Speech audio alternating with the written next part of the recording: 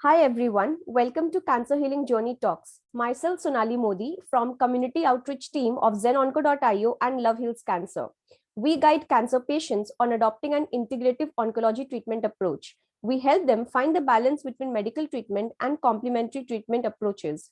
We help our patients with our team of oncologists, lab experts, nutritionists, and other healthcare professionals so that we can improve our treatment outcome for patients. We also help in connecting patients with other cancer warriors who have gone through this journey to address their queries. And we also share inspirational journeys to motivate other cancer warriors who are going through this journey currently.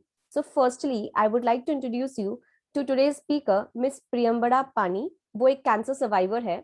I am happy कि आज आप हमारे साथ हैं ma'am, अपनी story हमारे साथ share करने के लिए. सो प्लीज हमें कुछ अपने बारे में बताइए. मेरा नाम है, आपको पता है, प्रियंवदा पानी है. मैं उड़ीसा के रहने वाली हूँ. Can you hear me? Yes yes, I can hear you. Okay. मैं उड़ीसा में रहने वाली हूँ. और मुझे 96 में कैंसर डिटेक्ट हुआ था. अच्छा. तब मैं 37 इयर्स की थी और मेरे 3 बच्चे थे. 2 लड़की और 1 लड़का. लड़का 3 साल का था. और मुझे जब डिटेक्ट हुआ तो उस समय तो मतलब बहुत ही पैनिक हुए थे हम लोग कि क्या हो गया ये. तो मेरा भाई है बनारस में ऑन्कोलॉजिस्ट, तो उसके पास में गई.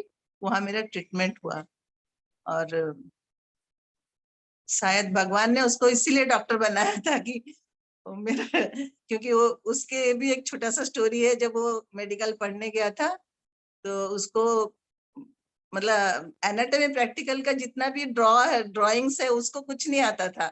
तो बोलता मैं पढ़ूंगा नहीं, छोड़ दूंगा. तो मैंने उसको सारा ड्राइंग बना के दिया था. तब मैं +2 में थी. तो जब मेरा ऑपरेशन हुआ वो उसी समय वो सब अपने कलीग लोग से बात कर रहा था कि इसके लिए ही मैं डॉक्टर बनी हूँ, नहीं तो मैं तो छोड़ने वाली थी मेडिकल. तो फिर उसके बाद मेरा वहां पे बनारस में ऑपरेशन हुआ. और मैं 6 महीना वहां पे ट्रीटमेंट में रही भाई के पास. अच्छा, तो मैम आपको रेडिएशन भी हुआ. कौन सा डायग्नोसिस हुआ था, कौन से कैंसर स्टेज था और आपके इनिशियल सिम्टम्स क्या थे? अच्छा, इनिशियल सिम्टम्स तो ऐसे कुछ नहीं, बुखार नहीं, कुछ भी नहीं. एक मेरी फ्रेंड थी, मतलब बड़ी अच्छी स्टोरी है. मेरी फ्रेंड थी, उसको कैंसर हुआ था. हम लोग उसको देखने गए थे. तो वो मैं हम लोग को बताया कि 35 इयर्स के बाद ऐसे ऐसे अपने आप चेकअप करते रहना, कि कहीं ब्रेस्ट में ग्लैंड से कुछ है. तो नेक्स्ट डे जैसे मैं नहा रही थी तो मैं अचानक पता नहीं क्यों मैं हाथ लगाई तो ब्रेस्ट में, तो मुझे पता लगा कि एक छोटा सा मटर जैसा दाना है. तो मुझे थोड़ा लगा कि कहीं मुझे तो कैंसर नहीं है. तो फिर डॉक्टर के पास गई शाम को. डॉक्टर ने बोला नहीं आपको ये साइकोलॉजिकली हो रहा है, कुछ नहीं है. तो ऐसे करके एक महीना तक मैंने उसको इग्नोर कर दी. हाँ, हो सकता है, मुझे ऐसे लग रहा है.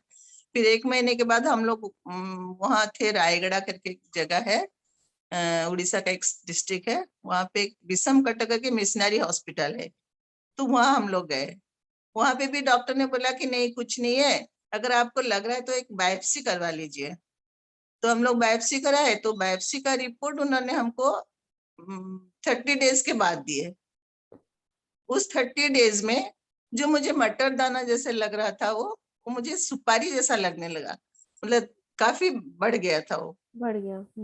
और बगल में थोड़ा सा लग रहा था कि जैसे अनकंफर्टेबल कुछ है बगल में.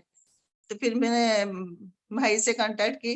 तो भाई बोला नहीं ठीक है, तुम सीधे यहीं आ जाओ. फिर हम लोग कटक में एक FNC कराए. कटक हॉस्पिटल में आचार्य हरिहर हॉस्पिटल है, वहां पे FNC कराए. तो FNC में पॉजिटिव आया. तो फिर तुरंत हम लोग बनारस चले गए.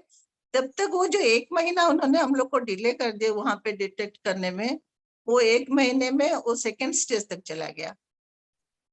मतलब काफी जल्दी फैल गया था वो. मतलब फिर वहां जाते ही तो भाई ने सारा इंतजाम करके रखा था. जिस दिन मैं गई उसी दिन सारा टेस्ट हो गया. नेक्स्ट डे मेरा ऑपरेशन हुआ. और ऑपरेशन में 18 नोड निकले थे, और उसमें भगवान की कृपा है कि सिर्फ 2 ही पॉजिटिव थे और सारे नेगेटिव थे। फिर भी भाई ने बोला कि सारा ट्रीटमेंट तो करना पड़ेगा, से रेडिएशन हुआ, केमो हुआ, और उस 6 महीना तो भयंकर परिस्थिति था मेरे लिए। कुछ खा नहीं सकती थी, बाल सारा, काफी लंबे बाल थे, सारा बाल निकल गए, और बच्चे भी इधर अकेले, छोटे छोटे बच्चे अकेले, उसका टेंशन। चलो कैसे भी करके मेरा भाई भाभी का बहुत योगदान है मुझे ठीक कराने में, और मैं ठीक हो गए 6 महीने के बाद आई। फिर 1.5 साल तक जाना पड़ता था रेगुलर चेकअप के लिए। अब तो फिलहाल मैं पूरा बिल्कुल ठीक हूँ, और थोड़ा सा मैं उस समय जो ट्रीटमेंट था, भाई का कहना है कि जो ट्रीटमेंट था उसमें ये मेरा एक्सिलरी ग्लैंड सब निकाल देते, तो मेरा एक हाथ, लेफ्ट हैंड में स्वेलिंग रह गया, अभी तक वो भी है। उसका भी काफी फिजियोथेरेपी और प्रेशर गारमेंट सब कुछ यूज किए, फिर भी उसमें कुछ नहीं फर्क पड़ा। पर अभी मुझे उसका कोई ये नहीं लगता ना, उसमें कुछ दर्द है ना कुछ है, तो सारा काम करती हूँ, कोई प्रॉब्लम नहीं है, चलता है। और इसी बीच में जो 6 महीना तो कष्ट तो हुआ ही था, उसका तो केवल अनुभव ही बता सकता है कि क्या कष्ट उसको हुआ है। और आगे फिर जाके जब मैं रिटर्न आई बच्चे, तब मेरी एक बड़ी बेटी वो +2 में थी, और से छोटी वाली 10th में, बेटा नर्सरी में। उन्होंने भी काफी मुझे मतलब हेल्प किए हैं। मेरी बेटी, छोटी वाली बेटी तो किचन पूरा संभाल ली थी तब से। फिर भाई को खाना खिलाना, पापा को खाना खिलाना, और साथ साथ में पढ़ाई, मतलब कैसे करके 1.5 साल फिर भी मुझे कुछ कुछ प्रॉब्लम हो रहा था। और उसके बाद तो 2-3 साल के बाद मैं अभी 5 साल तक मैं ट्रीटमेंट में रही पूरा, मेडिसिन भी ले रही थी। उसके बाद अभी ठीक है। और सो जो मैम डर था, जो डर था, वो डर एक्चुअली मैं उसके बाद में बहुत जन को मतलब काउंसलिंग करती हूँ, मेरे पास आते हैं। एक्चुअली मेरा एक बुटीक है, हाँ, उसके लिए भी मैं एक छोटा सा बात बताऊंगी। जब मैं आई, मुझे थोड़ा सा डिप्रेशन में मैं चली गई थी, मुझे किसी से बात करना नहीं अच्छा लग रहा था। मुझे खाली एक ही चिंता था कि मैं मर जाऊंगी तो मेरे बच्चों का क्या होगा। तो फिर उस समय में मुझे थोड़ा सिलाई का शौक था, घर में ऐसे 2 लड़की है तो उनके लिए फ्रॉक के बनाती थी, डिजाइन डिजाइन। तो अड़ोस पड़ोस वाले काफी तारीफ करते थे कि बड़ा अच्छा ड्रेस बनाती हूँ। तो मेरे मन में आया कि चलो मैं इसको थोड़ा सा जाके कहीं पे कोर्स करती हूँ, क्योंकि जब तक कोई कोर्स नहीं, मतलब कोई टेक्निकल चीज मालूम नहीं था मुझे, ऐसे ही मैं काट कुट के कर लेती थी। तो जाके मैं फिर उषा इंटरनेशनल में डिप्लोमा कोर्स की, वहां जाती थी। और वो करने के बाद मुझे थोड़ा कॉन्फिडेंस आया, तो मैं एक बुटीक खोली उसके पास। बुटीक मतलब मैं पहले तो लड़कियों को सिखाती थी, लड़कियां आते थे ऐसे ही फ्री में उनको सिखाती थी। फिर धीरे धीरे मेरे पास काम आने लगा, फिर उस लड़कियां जो है वो भी थोड़े से जिनके साउंड मतलब फाइनेंशियल नहीं थे, वो बोले हम काम करेंगे दीदी आपके पास। तो फिर काम करते हैं, अभी मेरा एक बुटीक चल रहा है, अच्छा खासा बुटीक चल रहा है, और धीरे धीरे वो भी डेवलप हो गया। और उस समय जो मैं तो एकदम रेस्ट में थी, कुछ काम नहीं था मेरे पास, बैठी रहती थी, सारा तो मेरे पास लाके पानी से लेके खाना से लेके 24 आवर्स बैठ बैठ के दिमाग मतलब। फिर मैं एक आध्यात्मिक गुरु से, उनसे, वो टीवी में आता था वो सुनती थी, उनसे मुझे 2-3 बातें बहुत मतलब मेरे मन को लग गया कि नहीं, जिंदगी को हर रोज जीना चाहिए। जिंदगी सही चाहे है। छोटी हो बड़ी हो, लेकिन रोज उसको खुशी से जीना चाहिए। तो वो मैं ठान ली कि नहीं, एक्चुअली जीवन को खुशी से ही जीना चाहिए। तो फिर मैं उसके बाद थोड़ा सा पूजा पाठ में भी मन लगा। उसके ऐसे तो पूजा हम लोग घर में रूटीन वाइज करते थे, लेकिन उसके बाद थोड़ा सा और लगा कि नहीं, भगवान है, कहीं ना कहीं भगवान है। तो मैम हर परिस्थिति का डट कर सामना करना ही हमारे हाथ में होता है, और भगवान की हमारे कृपा हाथ में से होता है। ही, हाँ, भगवान की कृपा से ही नई जिंदगी मिलती है। मिलती है, हाँ हाँ, तो एकदम बिल्कुल हम्म। ठीक है। कहीं ना कहीं तो पत्थर में नहीं, कहीं ना कहीं भगवान है, और हम्म। किसी रूप में आपके सामने आता है और आपको नहीं पता चलेगा। मैं तो बोलती हूँ, मेरा भाई मेरे लिए भगवान है। हम्म। तो इसीलिए मैं बोलती हूँ कि कभी मतलब, फिर अभी जैसे मैं बुटीक में बैठती हूँ, काफी लेडीज मेरे पास आती हैं, तो उनको कभी कुछ तो मैं बता देती हूँ कि मुझे पूछते हैं कि मैडम आपका हाथ क्यों सूजा हुआ है, तो मैं बता देती हूँ कि ऐसे ऐसे हुआ है मेरे साथ। तो फिर कई लोग पूछते हैं हमको भी ऐसा है, क्या करे क्या। मैं तो एक दो जन को भी मेरे भाई से ट्रीटमेंट भी करवाई हूँ। तो यही सब है, हम्म। लाइफ कभी उठा पटक में चलता है। हम्म। तो मैम, ये आपको कितने मीन्स कितने कीमोथेरेपी साइकिल्स और कितने रेडिएशन थेरेपी से गुजरना पड़ा? मुझे तो केमो तो 6 लगा पूरा। हम्म। 6 मंथ का केमो लगा पूरा, 21 डेज में एक लगता था। और रेडिएशन हर वीक में 5 दिन, डेढ़ अच्छा। महीना, 1.5 2 महीना रेडिएशन हुआ। उस टाइम में बहुत ज्यादा, मतलब दोनों एक साथ जो चला, तो इसीलिए थोड़ा सा मेरे ऊपर कुछ ज्यादा ही असर हुआ। गले में कुछ हो गया, तो खा नहीं पा रही थी, मतलब थूक भी अगर लेना चाहूंगी तो भी मुझे लगा कि लूं कि नहीं लूं, क्योंकि ये सारी नसें लगता था फट जाएंगे। बहुत दर्द होता था। बहुत दर्द होता था। एक दिन मेरे मैं बोली मुझे कोई इंजेक्शन लगा दो, मुझे जीना नहीं, मुझे मरना है। फिर मेरा भाई ने बोला कि ठीक है, एक नर्स को बोला इसको ले जाओ, आज उसको इंजेक्शन लगाना है, उसको लेके जाओ। मेरे को तो वहां पे मतलब एकदम वीआईपी ट्रीटमेंट मिलता था, क्योंकि मेरा भाई वहां पे डायरेक्टर था, तो नेचुरली आसपास 2 4 नर्सें रहती थी। और हम्म। डॉक्टर जब मतलब होता था, डॉक्टर आ जाते थे। तो फिर मैं जब वार्ड में घूम के आई, तब मुझे लगा कि मेरा दर्द तो कुछ भी नहीं है।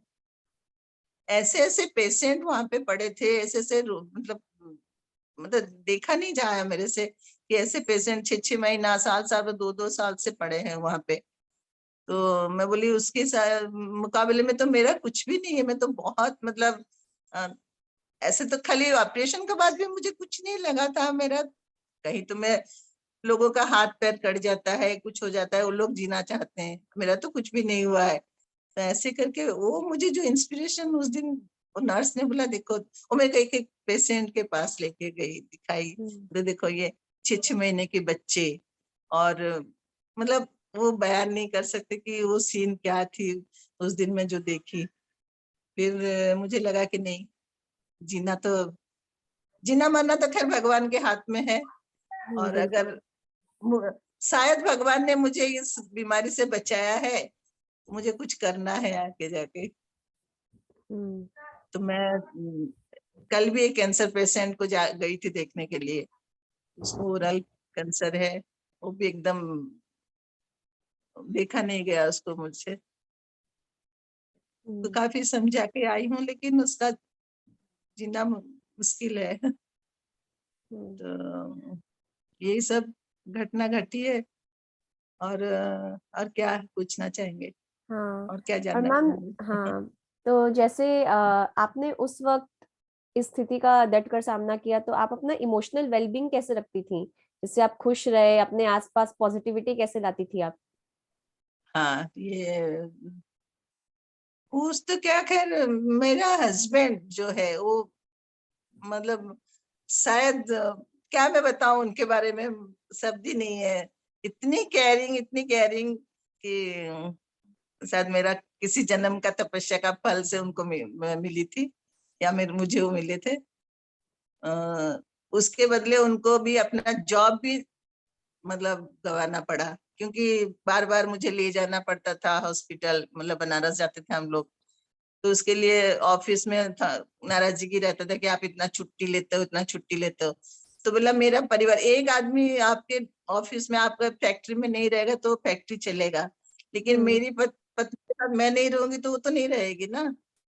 तो इसीलिए हम्म। बोल के वो जॉब भी छोड़ दिए उस चक्कर में, कि क्योंकि जो आदमी को काम मालूम है वो तो खैर किसी का वो सुनने वाला होता नहीं है। बोलते मैं तो अपना काम करता हूँ, लेकिन मेरे परिवार के प्रति तो मेरा कुछ कर्तव्य है, तो इसी करके उनको जॉब छोड़ना पड़ा। और मुझे डॉक्टर ने बोला था, कुछ खा नहीं पा रही थी, तो अनार क्या बोलते हैं उसको, अनार अनार का जूस देने के लिए। तो हम लोग जहाँ थे वहां अनार मिलता नहीं था, तो भाईजैग से एक आदमी को भेज के उन्होंने अनार मंगाते थे मेरे लिए कि उसको अनार का जूस पिलाना है। और सबसे बड़ी बात है कि ग्रास होता है ना, व्हीट ग्रास, बिग ग्रास, हाँ। व्हीट ग्रास है, वो इतना इफेक्टिव होता है। उसके लिए भी एक माली रखे हम लोग, वो 7 दिन का व्हीट का ग्रास बना के देता था। वो तो साल 1.5 साल में पी हूँ उसका। मुझे लगता है उसका बहुत अच्छा इफेक्ट पड़ा है, बाल वाल आने में, वो आने में सब। बाल तो जिस दिन मेरा बाल गया था ना, उस दिन का तो मैं बता नहीं सकती हूँ आपको कि क्या, मतलब केमो फर्स्ट डोज लेने के 3 दिन के बाद आके मैं ऐसे टेबल के ऊपर बैठी और ऐसे उंगली हाथ में रख दी तो सारा बाल हाथ में आ गया, मतलब जैसे कोई रखा हुआ था चीज वो उठ के आ वो गया। हट गई वही।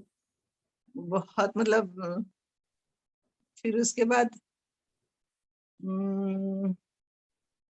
खुशी रहने के लिए तो मैं वही थोड़ा सा भगवान की चिंता करती थी। वही, मुझे तो नहीं लगा था कि मैं 25 साल जिंदा रहूंगी। मुझे जिस दिन डॉक्टर ने मेरे को ऑपरेशन किया, मतलब ओटी में, मैं उनसे पूछी, डॉक्टर साहब मैं 5 साल जिंदा रहूंगी? तो डॉक्टर ने, उस डॉक्टर को भी मैं धन्यवाद देना चाहूंगी, मतलब इतने अच्छे डॉक्टर थे वो। तो बोले अरे 5 साल क्या, 25 साल जिंदा रहोगे। तो फिर मैं, वो 5 साल, मैं बोली 5 साल तो बहुत छोटी ईयर होती है, मैं उसको बहुत जल्दी जल्दी जीना जीना चाहती थी। बड़ी बेटी +2 में थी, उसको मैं डॉक्टर बनाना चाहती थी, पर शायद उसके तकदीर में नहीं था। तो वो वो भी सोची कि अब मैं घर की बड़ी हूँ, अब मम्मी की ये हाल है, तो शायद मेरे ऊपर सारा जिम्मेदारी है। तो उसने बोली नहीं, 1 साल में और वेस्ट नहीं करूंगी, मुझे पढ़ाई जल्दी जल्दी खत्म करना है। तो उसने, चलो आज वो जो भी है भगवान की इच्छा से शायद उसको वही बनना था जो वहाँ है। और छोटी बेटी भी, वो भी काफी हेल्प की है। और छोटा सा बेटा था उसके साथ, उसको पढ़ाने में उसमें करने में टाइम निकल जाता था। फिर धीरे धीरे 1-2 साल में मैं जैसे थोड़ा सा नॉर्मल होने लगी, फिर सोसाइटी में मिलने लगी, और क्लब की, लेडीज क्लब की एक एक्टिव मेंबर थी। और वहाँ पे भी मुझे बहुत मतलब वो करते थे, काफी चीज में मेरे को इंटरेस्ट है, जैसे ड्रामा करना, वो करना, वो सब। तो उसमें अब फिर ये बुटीक चलाने के बाद तो मुझे टाइम ही नहीं है। और मैं एकदम खुशी से वो काम करती हूँ, मुझे बहुत अच्छा लगता है वहां जाके। टाइम पता नहीं चलता है, मैं 10-10:30 बजे जाती हूँ, रात को 10 बजता है तो पता ही नहीं चलता है कि कब 10 बज गया। तो मैं तो इसीलिए बोलती हूँ, फिर भी ये एक बीमारी है ना, डरावना तो है ही। बिल्कुल। आजकल काफी हो गया है, ट्रीटमेंट का सुविधा हो गया है, सब कुछ, फिर भी लोग मर रहे हैं उस कैंसर से। और क्योंकि उनको मैम मैं बहुत बार होता है ना कि लोगों को अर्ली स्टेज में पता नहीं चलता है कि उनको कैंसर है। जैसे आपको पता कैंसर, चला, आप वो मटर दाना के थ्रू आपने डिटेक्ट किया, तो इससे क्या होता है ना कि आजकल इसलिए जो लेडीज को ब्रेस्ट कैंसर ये सब होता है, उनको बोला जाता है कि आप वक्त वक्त पे अपना एग्जामिनेशन टेस्ट या फिर सेल्फ एग्जामिनेशन कराया करिए। तो आपको क्या लगता है कि खुद का सेल्फ एग्जामिनेशन कितना जरूरी है और क्यों? बहुत जरूरी है। चाहे वो रहे, एक्चुअली तो उसका भी एक टैक्टिस है टेस्ट करने का। कई लेडीज मेरे को बोलती है हाँ इतना बड़ा गांठ है, लेकिन वो ब्रेस्ट में तो ऐसे ही मिल्क ग्लैंड रहता ही है। तो उसको कैसे करना है, थोड़ा सा लेडीज लोग को अवेयरनेस होना चाहिए कि कैसे उसको करना है।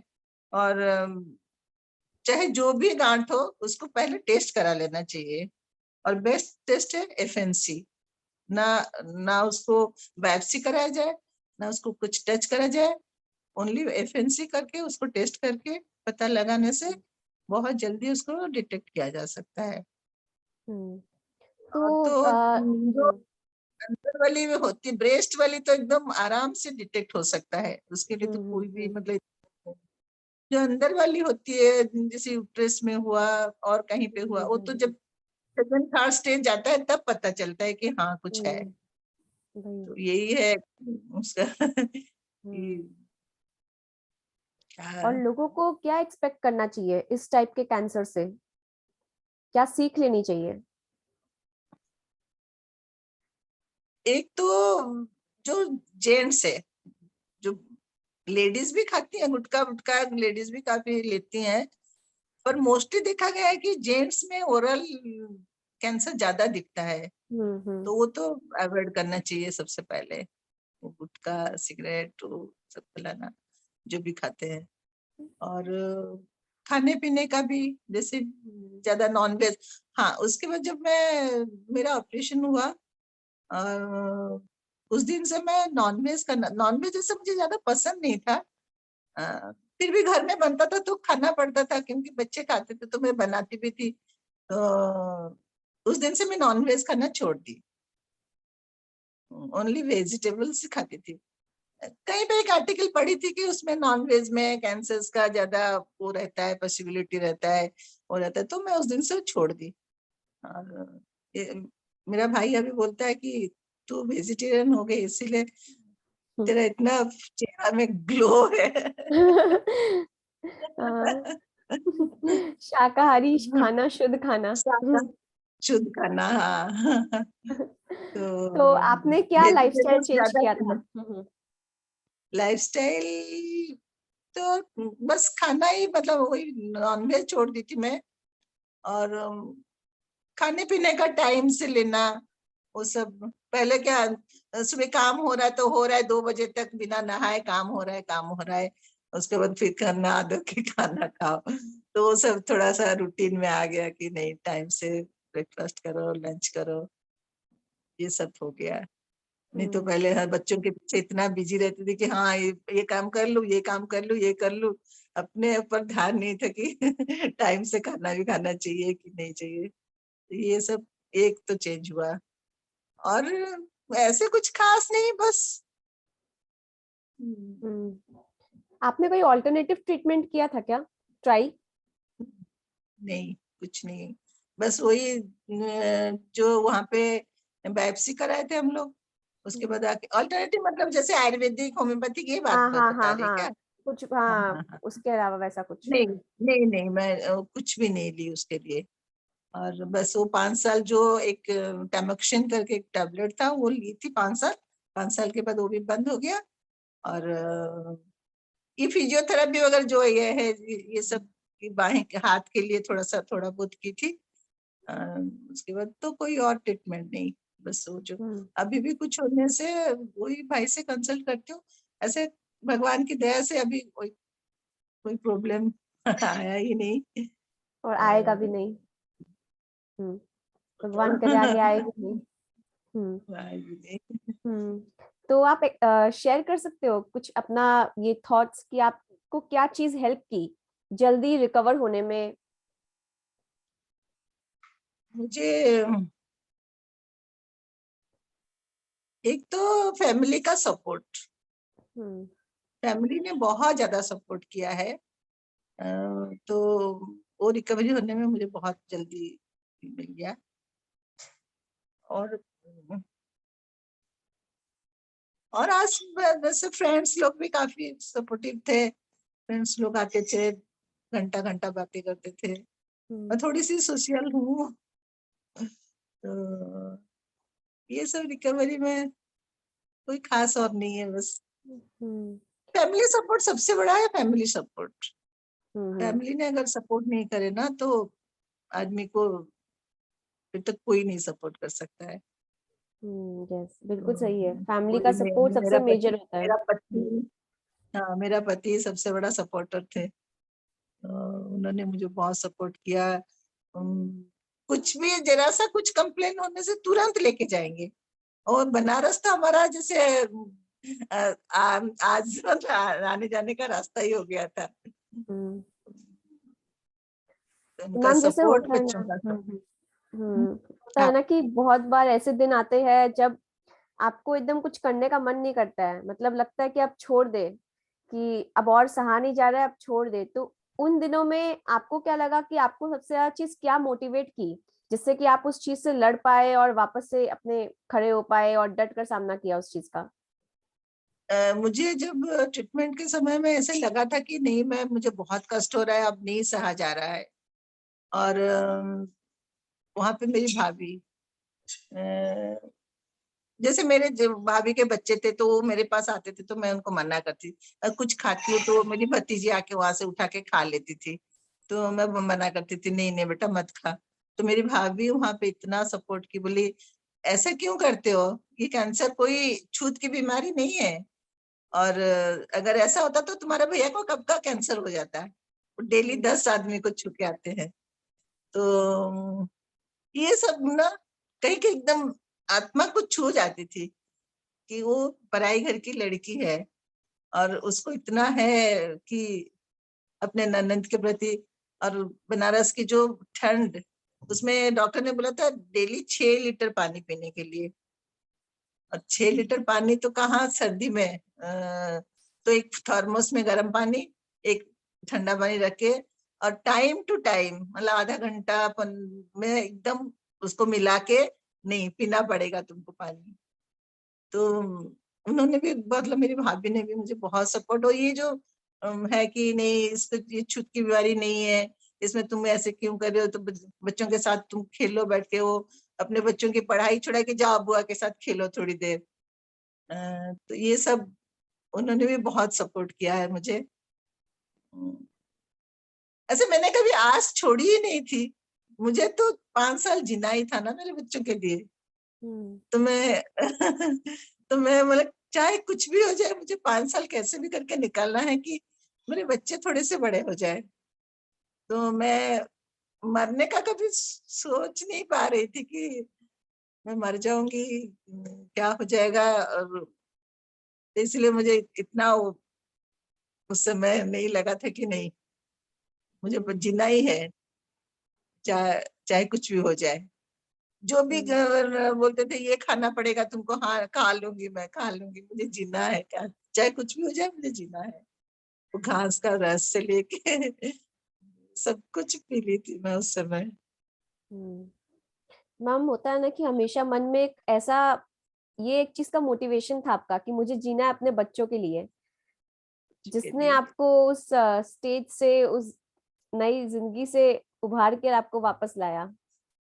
हाँ, तो मैम आप थोड़ा एक्सपीरियंस या थॉट्स शेयर कर सकते हैं आपके केयर गिवर्स के बारे में, जो उस वक्त ने आपको बहुत हेल्प किया था, आपका ध्यान रखा था? उस समय तो मैं वही बोलती हूँ ना, मेरा परिवार मतलब मेरा हस्बैंड, मेरे बच्चे, और मेरी भाभी, भैया, सबने मतलब यहाँ तक कि मेरी दीदी की एक लड़की है, वो भी आके मेरे पास 2 महीना रही थी, और तेल मालिश से लेके मतलब सिर मालिश से लेके सब कुछ वो कर देती थी। हम्म। तो मतलब फैमिली का इतना बहुत ज्यादा सपोर्ट मिला। अच्छा एक बात है कि शायद हमारे घर में ये पहला केस है। मेरे पापा को शायद कैंसर हुआ था, हम लोग को मालूम नहीं है मतलब कैंसर था कि क्या था, पर कुछ बीमारी था जिससे मेरे पापा गुजर गए थे। उस समय शायद उनका ट्रीटमेंट ठीक से नहीं हो पाया था, ऐसा कुछ है। और उसके बाद मुझे पहला केस है हमारे घर में पूरे फैमिली में। तो जनरली मतलब जब मैं ऑपरेशन के लिए जा रही थी बनारस, और किसी की मौत हो जाती है रोते हैं ना, ऐसे ही मेरे बच्चे तो रो ही रहे थे। और मेरे भैया भाभी मेरी मम्मी सब इतना रो रहे थे कि जैसे लगा कि नहीं ये तो गई, ये और वापस आएगी नहीं। और मुझे भी काफी उस समय डिप्रेशन में मैं चली गई थी। अ, तो ये लोग काफी सपोर्ट किए हैं। हम्म। बस भी वहाँ पे जो डॉक्टर से कुछ भी होने से तुरंत वो लोग मतलब यहाँ से भी हम लोग कांटेक्ट करते थे, वो बता देते थे कि नहीं ऐसा करना है ऐसा करना।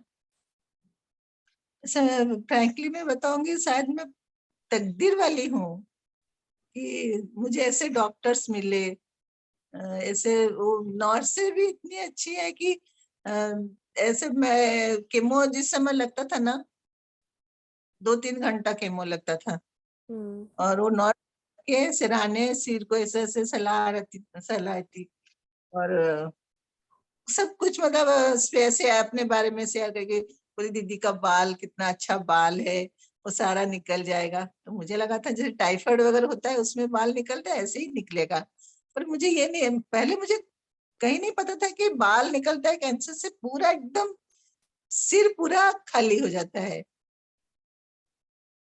तो मैं ये सोच के मैं बोली दीदी मेरा सारा बाल निकल जाएगा ना? हाँ सारा बाल निकल जाएगा। ये तब से मुझे लगा था कि जब मेरे सिर में और इंजेक्शन जब लगता था इतना वो दर्द देता था ना, बता नहीं सकती मैं वो उस दर्द को। हाँ, फिर वो नर्स लोग बहुत मतलब सपोर्टिव मतलब ये करते थे, नहीं दीदी थोड़ा सा आप कर लीजिए, थोड़ा सा आप कर लीजिए, ठीक हो जाएंगे आप पूरा ठीक। मैं पूछती रहती थी मैं ठीक होंगी कि नहीं, अगर ठीक नहीं होंगी तो इतना कष्ट क्यों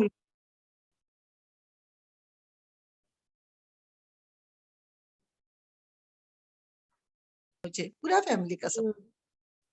हाँ। तो हम्म, अभी भी तो अभी भी मेरी लास्ट ईयर मेरे हस्बैंड का डेथ हो गया दशहरा वाले दिन। मेरी बेटी छोटी वाली बेटी अभी मेरे पास है, बोलते नहीं मम्मी को अकेली छोड़ के नहीं जाऊंगी। और हम्म, कष्ट भगवान ने किस रूप में क्या क्या कष्ट देते हैं, ये तो बीमारी का कष्ट था। मैं जब ऑपरेशन होके आई तब मुझे लगा कि मैं तो ऑपरेशन बीमारी था, ऑपरेशन कर दिए अब मैं ठीक हो गई। ऐसे ऐसे बीमारी है जो लोग डेली मर रहे हैं, अस्थमा है, टीबी है, मतलब डेली वो लोग मर रहे हैं। तो इसलिए मुझे आज मैं ठीक हो गई हूँ करके नहीं बोल रही हूँ, लेकिन कैंसर एक भयानक बीमारी है, उससे बचना चाहिए सबको। अगर उसका कारण कोई डॉक्टर नहीं बता पा रहे कि किस कारण से, मैं पूछी डॉक्टर से, डॉक्टर साहब मेरे तो बच्चे भी है और ब्रेस्ट फीडिंग साल साल भर कराई हूँ, फिर भी मुझे क्यों कैंसर हुआ? तो बोली नहीं बेटा इसका कोई रीजन हम लोग को अभी भी पता नहीं है कि इसका क्या रीजन है, किस कारण से ये बीमारी होता है। और ना मुझ में कोई ना मैं पान खाती हूँ, ना सिगरेट पीती हूँ, ना शराब पीती हूँ, ना कोई ऐसा भी कोई ये नहीं है। तो फिर मुझे क्यों हुआ कैंसर? सबसे पहले ये ढूंढना चाहिए कि इसका कारण क्या है। कभी कभी मैं बैठ के सोचती हूँ सच में इसका कारण क्या होता है। हाँ ये तो गुटखा वुटखा खाने से तो ये पता चलता है कि हाँ ये ओरल कैंसर होता है, पर ये ब्रेस्ट में कैंसर, अब बोलते हैं जिनको बच्चे नहीं होते हैं वो होते हैं ब्रेस्ट फीडिंग नहीं कराते हैं उनको होता है। फिर ये तो सब मैंने कराई हूँ, तो अब इसका रीजन ही नहीं मालूम है किस कारण से हो रहा है। कभी कभी तो मुझे लगता है शायद मुझे नहीं था और झूठ मूठ का एक रिपोर्ट आ गया। वही। शायद इतना कष्ट झेलना था। तो अब मैं अभी पूरा एकदम फिट हूँ, मतलब उसका कैंसर का कोई भी ये नहीं है मुझे। ऐसे तो डस्ट एलर्जी है, थोड़ा सा धूल वूल लगने से इतना छिंके विंके होता है, और बीच में ये भी हो गया, थोड़ा सा हार्ट का प्रॉब्लम हो गया, स्टेंट भी लगा है एक तो। हम्म, बीमारी तो कब कैसा पर लोगों को बस ये है कि हाँ जरूर इसके बारे में अवेयरनेस होना चाहिए, जानना चाहिए कि पहला स्टेज में पता चल जाए कि वो क्यूरेबल है, वो ठीक हो सकते हैं। ऐसा जो है कि नहीं अब कैंसर हो गया तो अब ठीक ही नहीं होगा, अब एंड उसका मौत ही है, ऐसा नहीं है। और कुछ भी अभी ठीक बॉडी में कुछ भी गलत दिखे, कुछ भी ऐसा शंका हो कि मेरे बॉडी में कुछ सही नहीं चल रहा है, तो फौरन टेस्ट है, कराने जाओ। टेस्ट कराने जाओ। हाँ हम्म। सो मैम, आपको क्या लाइफ लेसन्स मिला अपनी इस कैंसर जर्नी से? क्या सीखा आपने जिंदगी से? जिंदगी खैर है तो जिंदगी छोटी है, भगवान ने इंसान को एक्चुअली 25 साल का जिंदगी है इंसान का, और सारा तो मांगा हुआ जिंदगी है। आपको तो पता ही होगा ये स्टोरी। मतलब किसी से गाय से और हाँ हाँ कुत्ते हाँ। से, बिल्ली से। तो, वो तो तो मेरी पहला मम्मी जो भागवत देखती है, तो वो मुझे पता है उससे। हाँ हाँ, बस 25 साल अपना जिंदगी है और सारा तो मांगा हुआ जिंदगी है। तो इसमें 25 साल तो भगवान ने बहुत सबको अच्छे से जीने देते हैं। उसके बाद चालू होता है लाइफ में स्ट्रगल्स, वो सब चालू होता है। कैंसर बीमारी से सीखना तो क्या, बीमारी से तो दूर रहना एक बड़ी बात है, पर वो अपने हाथ की बात नहीं है। एक मेरी कलीग है अभी लास्ट लास्ट ईयर, उसने मेरे पास पहले आई थी और ऐसे बोली मेरे को ऐसे ऐसे है। मैं बोली अरे तुम जाके एक बार डॉक्टर से चेकअप करा लो। तो बोला नहीं नहीं मुझे ईसनफुलिया है और डॉक्टर ने दवाई दे रहा है तभी ठीक है। और साल भर के बाद फिर एक दिन रात को फोन की कि यार मुझे तुमसे बात करना है। मैं बोली ठीक है आ जाओ। तो आई तो बोली तब तक उसका 3rd स्टेज हो गया था। मतलब वो भी एक कॉलेज में लेक्चरर है। हम्म। मैं बोली तुमको इतना इग्नोर करना ठीक नहीं था ना। तो फिर वो गई भैया के पास। वो भैया बोले तो ये तो और 4-6 महीने के मेहमान है। 4-6 महीने की मेहमान है, मेहमान है। स्टेज 2 में आके। स्टेज, हाँ 3rd स्टेज, मतलब दोनों ब्रेस्ट में उसको हो गया था।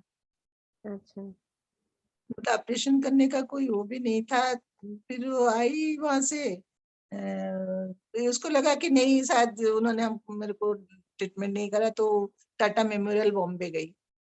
हम्म। वहीं पे ही उसका डेथ हो गया। तो पढ़े लिखे और इतना इग्नोर, स्पेशली मैं बोलूंगी कि इग्नोर नहीं करना चाहिए। कोई भी छोटी सी भी चीज हो ना उसको इग्नोर नहीं करना चाहिए। हम्म। एकदम उसको तुरंत डॉक्टर के पास जाके उसको दिखाना चाहिए। और हम्म। खाने पीने का थोड़ा सा सही तरीका होना चाहिए, इधर उधर खाना वाना वो सब नहीं। अ, आजकल खाने पीने का सिस्टम बहुत ही खराब हो गया। कोई खाना बना के खाना नहीं चाहता है, ऑर्डर कर दो खाना आ जाता है। खुद हम्म। पका के शुद्ध खाना खाना चाहिए। और क्या लेसन, बस हाँ। जिंदगी को खुशी खुशी, खुशी खुशी जो भी परिस्थिति आए उसको मतलब सामना करना चाहिए। सामना करके डट के उसको, उसके ऊपर मैं तो भगवान को एक ही प्रार्थना करती हूँ, भगवान तुमको एग्जाम परीक्षा करना है ना करो, पर उसमें पास करने की शक्ति दे देना। बिल्कुल। फेल मत करना उसमें। हम्म। तो फेल होना बहुत ही दुखदायक होता है। चाहे बिल्कुल। क्लास की परीक्षा हो, चाहे जिंदगी की परीक्षा की हो। हम्म। हाँ भगवान ने तो मुझे पास ही कराया, लेकिन मेरे हस्बैंड का डेथ मुझे, वो मेरे लाइफ का, उससे भी मुझे बड़ा दुख हुआ है कि कुछ नहीं था उनको। 2-2:30 बजे खाना खाए और 3:30 बजे हार्ट स्ट्रोक।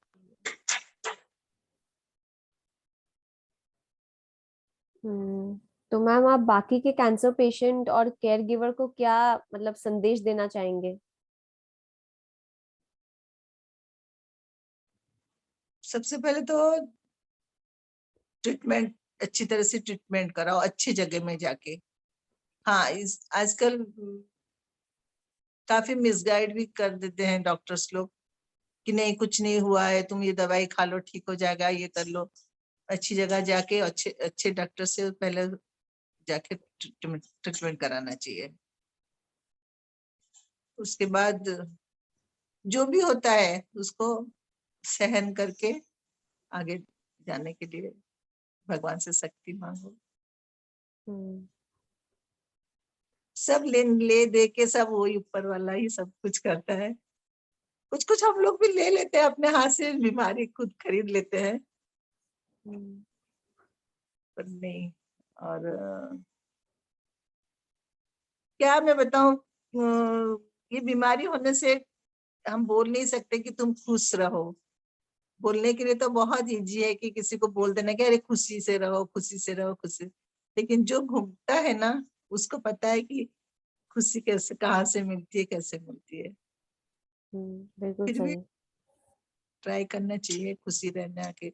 सबसे बड़ी ये है कि अच्छे से लाइफ, जो डेली रूटीन को ठीक करके, खाना वाना ठीक से खा के, दवाई ववाई सही तरीके से लेके अगर करा जाए तो ट्रीटमेंट, वो कैंसर ठीक ही हो सकता है।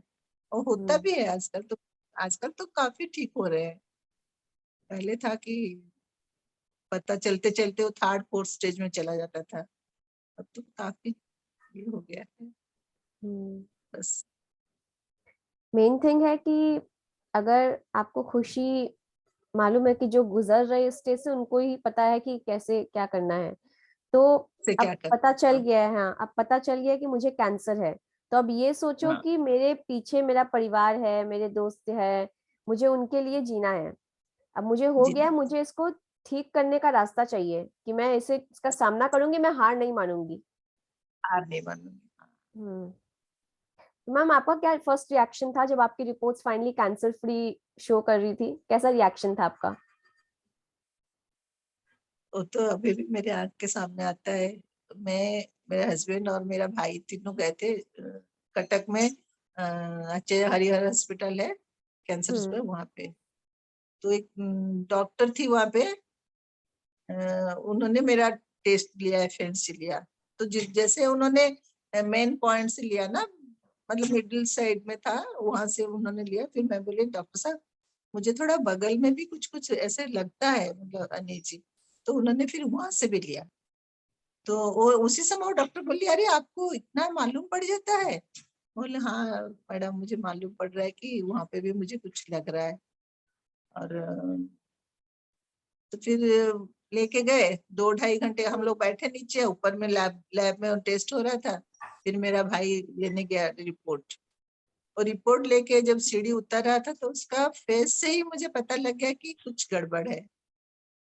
तो उसने आया, उसने मुझे कुछ नहीं बताया, मेरे हस्बैंड को लेके साइड में जाके कुछ बातें करने लगे।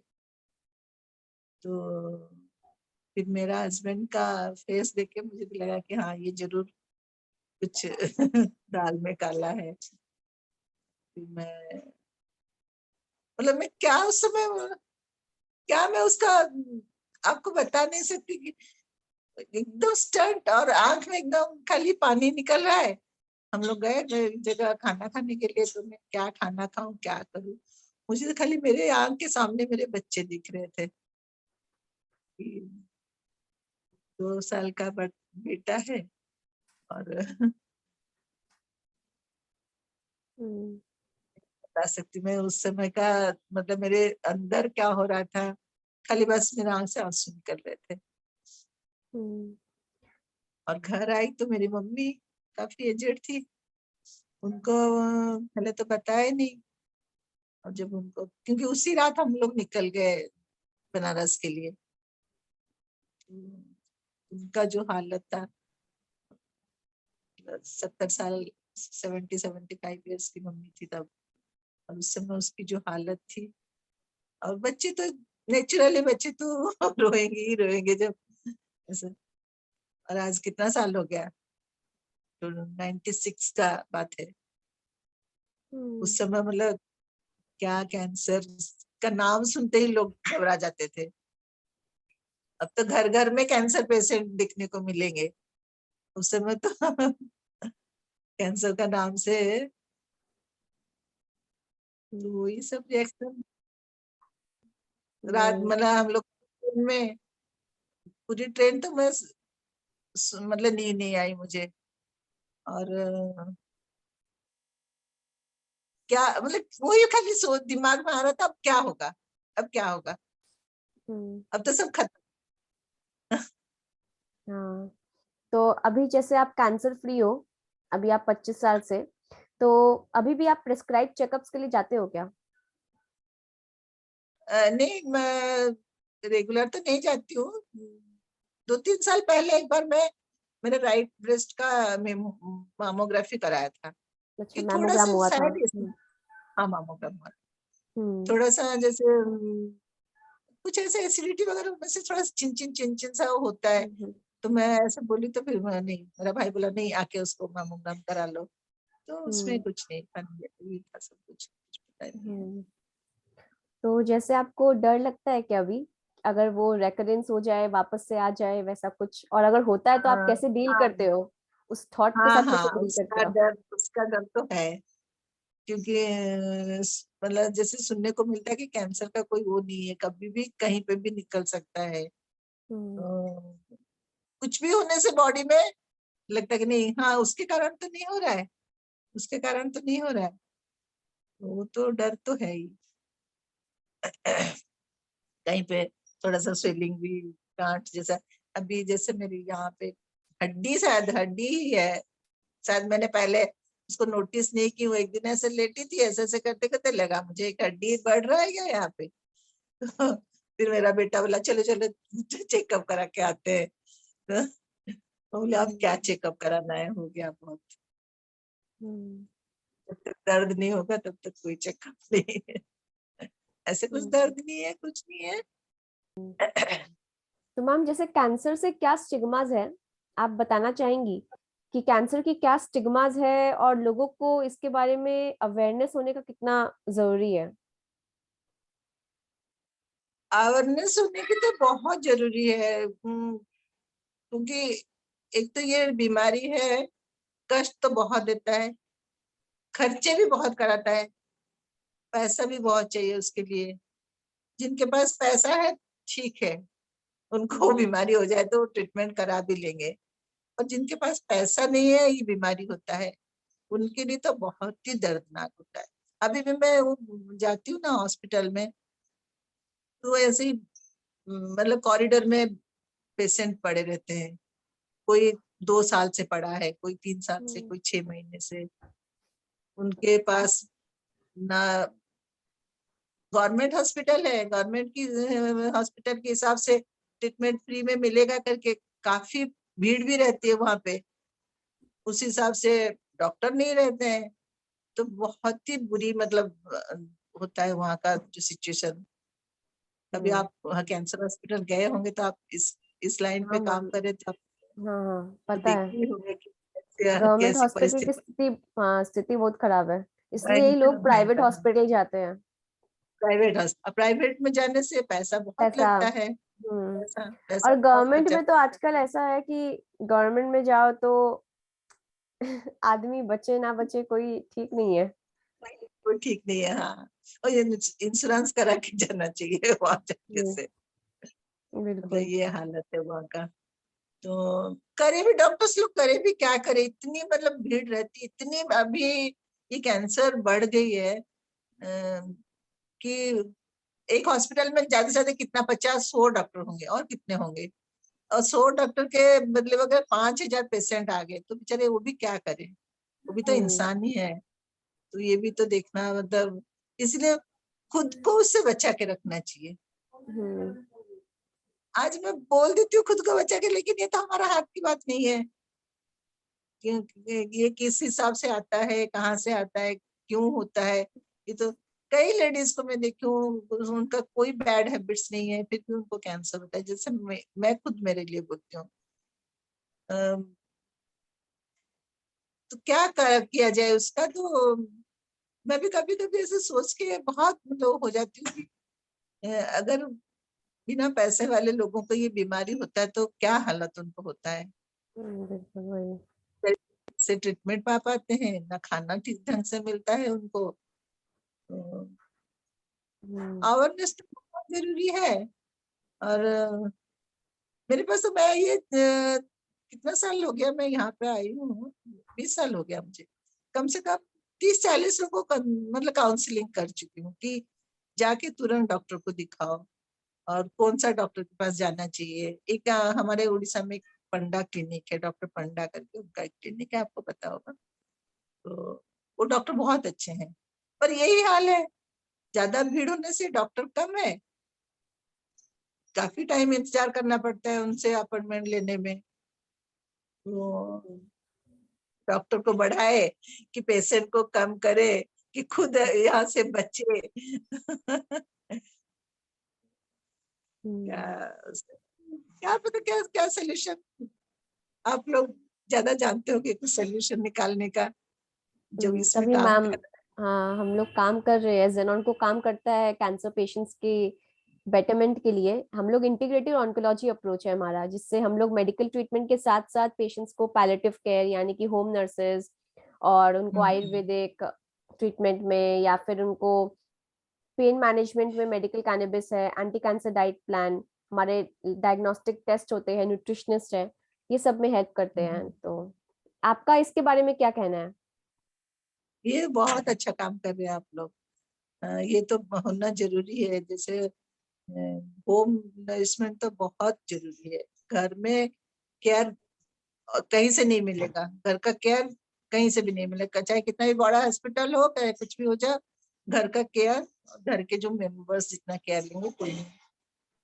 पर कई जगह पे मैं भी देखी हूँ कि इग्नोरेंस होता है, फैमिली का इग्नोरेंस भी होता है। हाँ चलिए, पढ़े हैं, तो ये सब नहीं करना चाहिए। ह्यूमैनिटी की वजह से तो कम से कम, चाहे वो पराया भी हो, उसके लिए भी थोड़ा सा डर दिखा के करना चाहिए।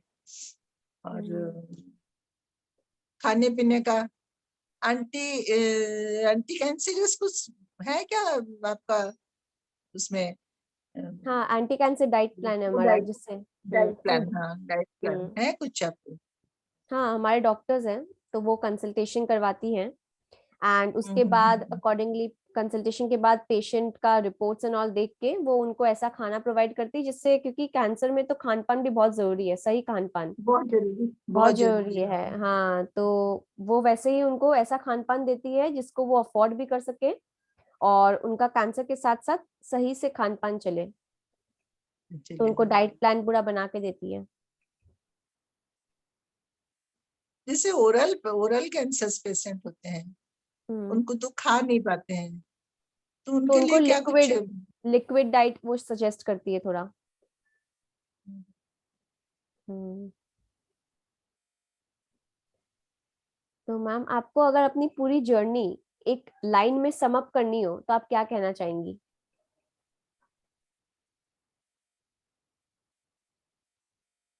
जिंदगी को जियो, खुशी खुशी जियो, हम्म, चाहे कुछ भी आ जाए, उसमें हर्डल्स तो आता ही रहता है, उसको खुशी खुशी जियो। जी।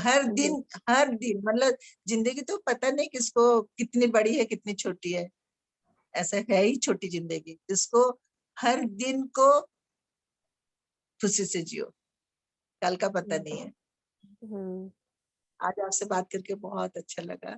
मैम आप, मेरे को भी बहुत, मतलब आप, बहुत इंस्पायरिंग स्टोरी है आपकी, और जिस हिसाब से आप लोगों को प्रोत्साहित कर रहे हो, काउंसलिंग सेशंस कर रहे हो लेडीज के लिए, हेल्प कर रहे हो, आप अपना खुद का बुटीक है आपका, कैंसर के बाद आपने खुद का बुटीक खड़ा किया है, तो ये सब दिख रहा है कि हमारे देश की औरतें कितनी आगे बढ़ रही है और कितनी डट कर इस बीमारी का सामना कर रही है। तो मैं चाहती हूँ कि आपकी स्टोरी से और बाकी के कैंसर पेशेंट और सर्वाइवर्स को मोटिवेशन मिले, और मिलेगा ही। सो आपका समय के लिए बहुत बहुत शुक्रिया, and thank you so much ma'am, हमारे साथ आज अपना वक्त बिताने के लिए।